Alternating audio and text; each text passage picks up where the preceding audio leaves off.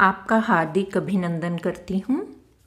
प्यारे बच्चों, सबसे पहले हम फेरी वालों के बारे में जानेंगे, फिर भगवती प्रसाद वाजपेयी द्वारा रचित कहानी मिठाई वाला के संक्षिप्त जानकारी लेकर प्रश्नोत्तर, बहुविकल्पीय प्रश्नोत्तर, संक्षिप्त प्रश्नोत्तर तथा पाठ्य सामग्री का अध्ययन करते हुए पाठ की अच्छी तरह से पुनरावृत्ति करेंगे। वसंत कक्षा 7वीं मिठाई वाला कहानी भगवती प्रसाद वाजपेयी। बच्चों, आओ सबसे पहले ये जानें फेरी वाले होते कौन हैं। फेरी वाले पुराने ज़माने में फेरी वाले हमारी ज़िंदगी का अहम हिस्सा थे। उनके बिना जीवन नीरस सा जान पड़ता था। गली कूचे, बाजार, विद्यालय, दफ्तर, ऐसी कोई जगह नहीं थी जहाँ फेरी वाले नज़र नहीं आते थे। चप्पे चप्पे पर उनका राज था। सुबह उठते ही जो आवाज़ पहले कान में पड़ती वो किसी फेरी वाले की ही होती। झाड़ू वाला, रद्दी वाला, पॉलिश वाला, सब्जी वाला, पानी पतासे वाला, प्रेशर कुकर वाला, सब फेरी वाले एक के बाद एक आते हैं और चले जाते हैं। फेरी वाले अपने सौदे को बड़ी ही सुमधुर, मज़ेदार, मनमोहिनी, लच्छेदार और बुलंद आवाज़ व भाषा में बेचा करते थे। अपनी किस्म किस्म की आवाज़ों के बहाने सच्चे अर्थों में भाषा का विकास करने वाले व समृद्ध बनाने वाले व्यवहारिक अध्यापक कहना अनुचित न होगा। शब्द भंडार, वाक्य और तान से वे किसी प्रवाहमान सरिता का स्मरण कराते थे। उनकी आवाज़ सुनने वाले को बड़ा आनंद और रस आता। आदमी को अगर चीज़ ना भी लेनी हो तो भी खरीदने की इच्छा होने लगती। लच्छेदार, मज़ेदार, जानदार, शानदार और दमदार शैली में गाकर, बजाकर, सुनाकर, दिखाकर, ललचाकर चीज़ें बेचने की कला थी फेरी वालों में। गंडेरी वाला आता, मोहल्ले के एक कोने में बैठ जाता। हाथ में सरौता लिए वह गन्ने को छीलकर कपड़े पर बिछाता और सुरीली आवाज़ में गाता। पेट का भोजन, हाथ की टेकन, होठों से छीलो, कटोरा भर शरबत पी लो। तो वहीं कचालू बेचने वाला बच्चों को कचालू पकड़ाता जाता और दुआएं देते हुए कहता, ईश्वर का तू नन्ना बंदा, खा कचालू हो मेरे नंदा।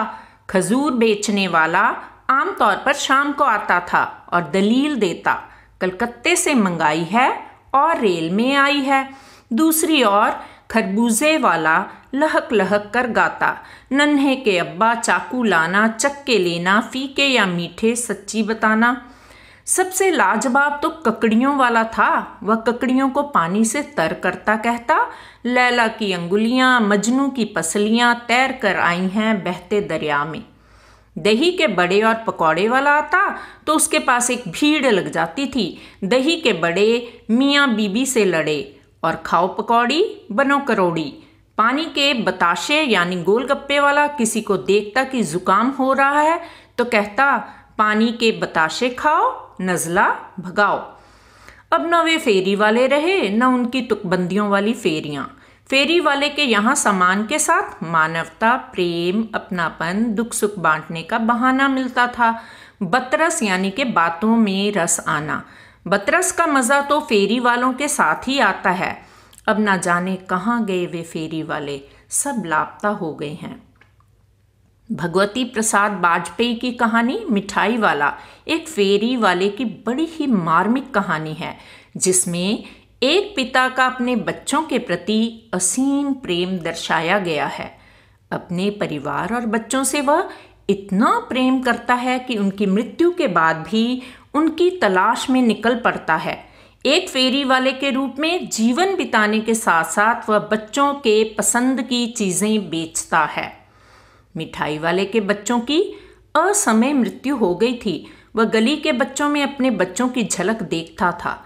जब बच्चे अपनी मीठी आवाज़ में उसे अलग अलग चीज़ें मांगते तो उसे लगता जैसे अपने बच्चों की फरमाइशें पूरी कर रहा हो।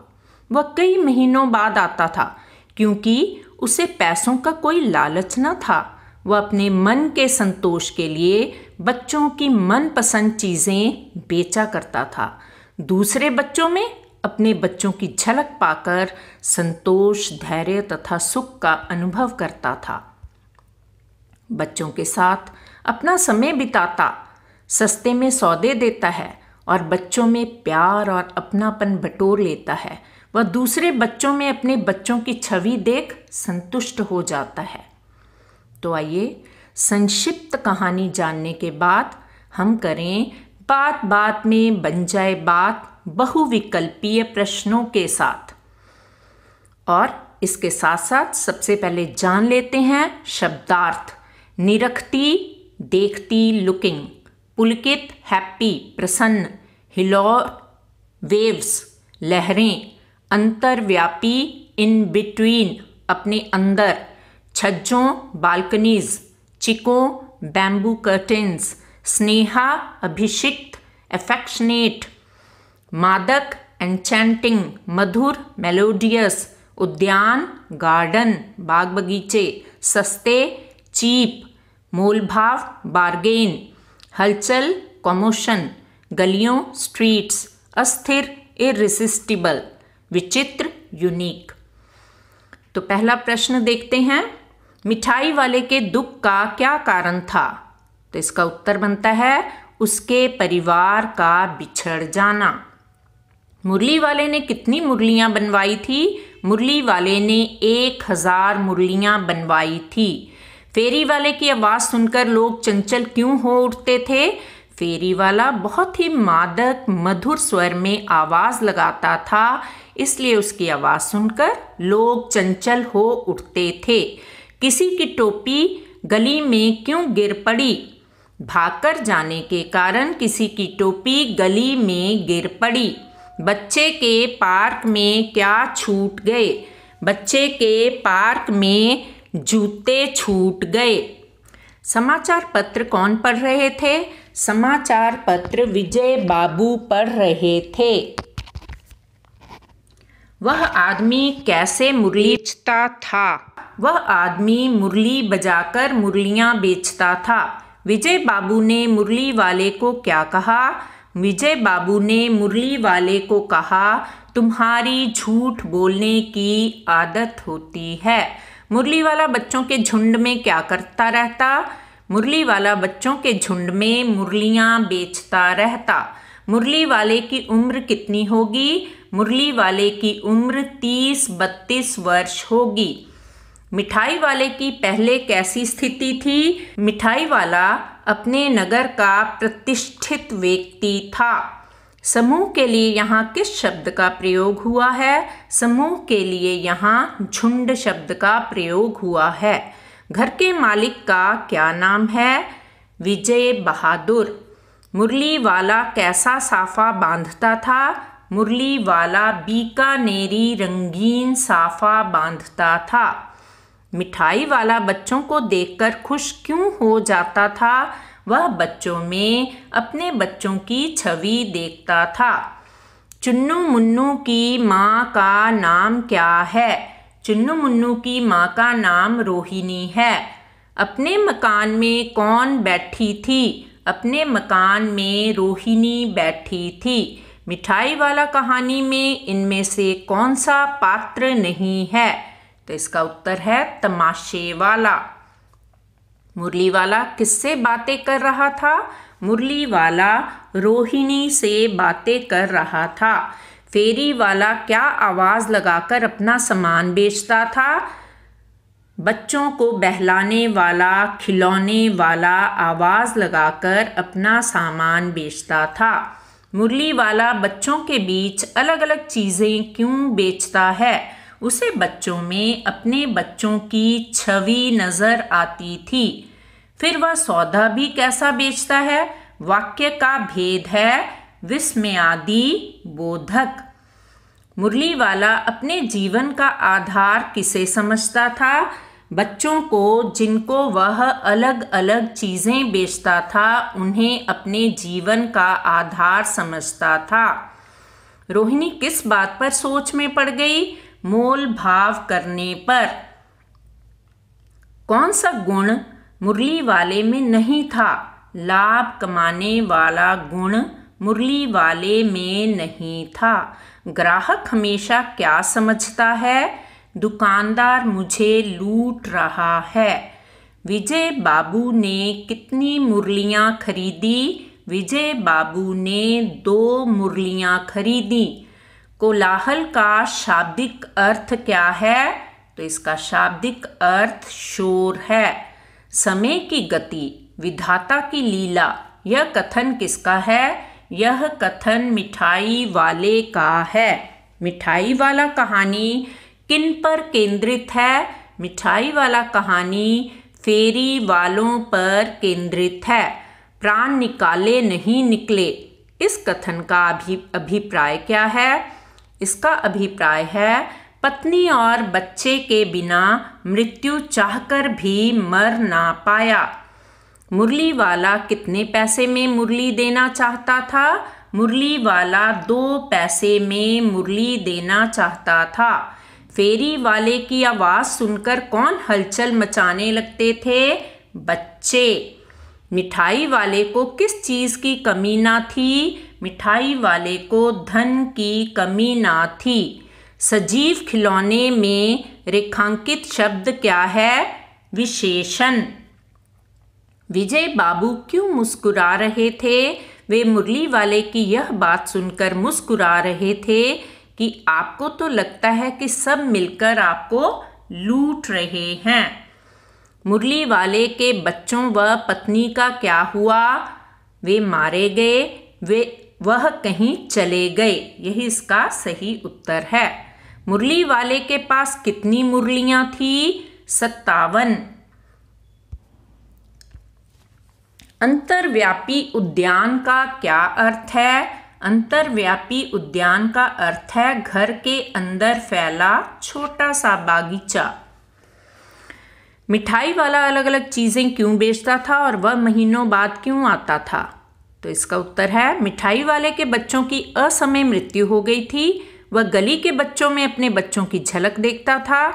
जब बच्चे अपनी मीठी आवाज़ में उससे अलग अलग चीज़ें मांगते तो उसे लगता जैसे वह अपने बच्चों की फरमाइशें पूरी कर रहा हो। वह कई महीनों बाद आता था क्योंकि उसे पैसों का कोई लालच न था। वह अपने मन के संतोष के लिए बच्चों की मनपसंद चीज़ें बेचा करता था। दूसरे बच्चों में अपने बच्चों की झलक पाकर संतोष, धैर्य तथा सुख का अनुभव करता था। मिठाई वाले में वे कौन से गुण थे जिनकी वजह से बच्चे बड़े भी उसकी ओर खींचे चले आते थे? निम्नलिखित कारणों से बच्चे तथा बड़े मिठाई वाले की ओर खींचे चले आते थे। मिठाई वाला मधुर स्वर में गाकर अपनी चीज़ें बेचता था। वह स्वभाव से अत्यंत विनम्र, मृदुभाषी तथा सहनशील था। बच्चों के प्रति उसका व्यवहार अत्यंत मृदु, प्रेमपूर्वक एवं कोमल था। वह कम लाभ में बच्चों को खिलौने तथा मिठाइयाँ देता था। उसके हृदय में बच्चों के लिए स्नेह था। पैसे नहीं होने पर भी वह खिलौने या अन्य वस्तुएं मुफ्त में दे दिया करता था। वह हर बार बच्चों की पसंद की नई नई चीज़ें लाता था। विजय बाबू एक ग्राहक थे और मुरली वाला एक विक्रेता। दोनों अपने अपने पक्ष में समर्थन में क्या तर्क पेश करते हैं? उत्तर: विजय बाबू एक ग्राहक थे और मुरली वाला एक विक्रेता। विक्रेता ने स्वभाव अनुसार यह तर्क दिया कि सबको वो 3 रुपए की मुरली दी है, लेकिन आपको 2 रुपए की दे रहा हूँ, क्योंकि हर दुकानदार ग्राहक को प्रसन्न करने को ऐसा कहता है। दूसरी ओर विजय बाबू ने ग्राहक के स्वभाव अनुसार इस तर्क को काटा कि तुम लोग तो झूठ बोलते हो, तुमने सभी को ही इतने की दी होगी, लेकिन मुझ पर ही एहसान जताना चाहते हो। वास्तव में किसी भी चीज़ के मोल भाव करते समय ऐसा संवाद क्रेता और विक्रेता के मध्य हो ही जाता है। खिलौने वाले के आने पर बच्चों की क्या प्रतिक्रिया होती थी? खिलौने वाले के आने पर बच्चे अपने घरों, मैदानों, गलियों में खेलते हुए अपना खेल छोड़कर दौड़े चले आते थे और खुश हो जाते थे। बच्चे खिलौने वाले को चारों तरफ से घेर लेते थे। वे पैसे लेकर खिलौने का मोल भाव करने लगते थे। खिलौने पाकर बच्चे खुशी से उछलने कूदने लगते थे। रोहिणी को मुरली वाले के स्वर में खिलौने वाले का स्मरण क्यों हो आया? मुरली वाला भी खिलौने वाले की तरह ही गा गा कर खिलौने बेचा करता था। रोहिणी को खिलौने वाले का स्वर जाना पहचाना लगा, इसलिए उसे खिलौने वाले का स्मरण हो आया। किसकी बात सुनकर मिठाई वाला भावुक हो गया था? उसने इन व्यवसायों को अपनाने का क्या कारण बताया? दादी माँ की बात सुनकर मिठाई वाला भावुक हो गया था। उसने इन व्यवसायों को अपनाने का यह कारण बताया कि बच्चों को अलग अलग चीज़ें बेचकर उसे बड़ा सुख मिलता था। इन बच्चों में उसे अपने बच्चों की झलक नज़र आती थी, जो अब इस संसार में नहीं थे। अब इस बार यह पैसे ना लूँगा। कहानी के अंत में मिठाई वाले ने ऐसा क्यों कहा? उत्तर: जब मिठाई वाले ने अपनी दुख भरी कहानी दादी माँ को बताई तो उसकी आंखें नम हो गई। उसी समय चुन्नू मुन्नू ने मिठाई मांगी। मिठाई वाले ने बिना पैसे लिए उनको मिठाई दे दी, क्योंकि उन बच्चों में उसे अपने बच्चों की झलक नजर आई। इस कहानी में रोहिणी चिक के पीछे से बात करती है। क्या आज भी औरतें चिक के पीछे से बात करती हैं? यदि करती हैं तो क्यों? आपकी राय में क्या यह सही है?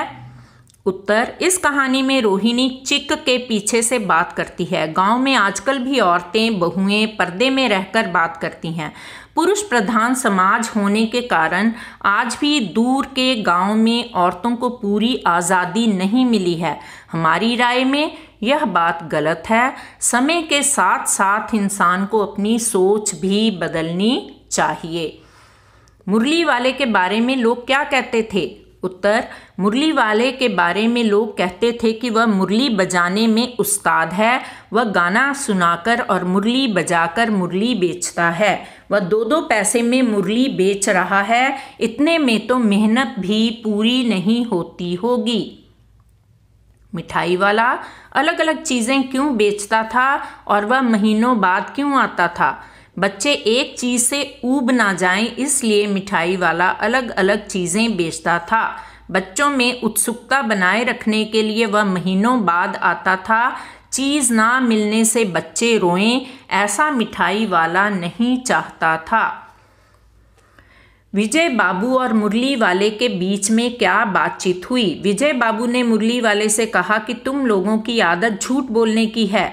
सभी को 2-2 पैसों में देते होंगे, पर मेरे ऊपर एहसान लाद रहे हो। इस बात का मुरली वाले ने तर्कपूर्ण उत्तर देते हुए कहा कि मुरली की लागत का पता नहीं है। हर ग्राहक यही समझता है कि दुकानदार मुझे लूट रहा है। मैंने तो 1000 मुरलियाँ बनवाई थी, अतः मुझे इस भाव में पड़ी हैं। अन्यथा कहीं ये मुरलियाँ 2-2 पैसे में नहीं मिल सकती। मुरली वाले ने क्या सफाई दी? मुरली वाले ने सफाई दी कि आपको मुरली की लागत का पता नहीं है। हर ग्राहक यही समझता है दुकानदार मुझसे ज़्यादा पैसे ले रहा है, लेकिन मुझे 1000 मुरलियाँ बनाने में लागत यही लगी है। अन्यथा कहीं भी मुरलियाँ 2-2 पैसे की नहीं मिलती हैं। क्या आप मुरली वाले की बात से सहमत हैं? हाँ, हम मुरली वाले की बात से सहमत हैं। हाँ, या मैं मुरली वाले की बात से सहमत हूँ। खिलौने वाले की आवाज़ कैसी थी? खिलौने वाले की आवाज़ बड़ी ही मधुर तथा मादक थी। खिलौने वाला कितने पैसे में खिलौने बेचा करता था? खिलौने वाला 2 पैसे में खिलौने बेचा करता था। मिठाई वाले ने चुन्नू मुन्नू को मिठाई किसमें दी? मिठाई वाले ने चुन्नू मुन्नू को मिठाई कागज़ की पुड़िया में लपेट कर दी। रोहिणी छत पर क्या सुखा रही थी? रोहिणी छत पर बाल सुखा रही थी। नगर भर में क्या समाचार फैल गया? नगर में समाचार फैल गया कि मधुर तान में गा गा कर मुरलियाँ बेचने वाला आया है। मुरली वाला पहले क्या काम करता था? मुरली वाला पहले खिलौने बेचा करता था। मिठाइयों की क्या विशेषता थी? मिठाइयों की यह विशेषता थी कि वह रंग बिरंगी, खट्टी मीठी, जायकेदार थी, बड़ी देर तक मुंह में टिकती थी, जल्दी घुलती नहीं थी।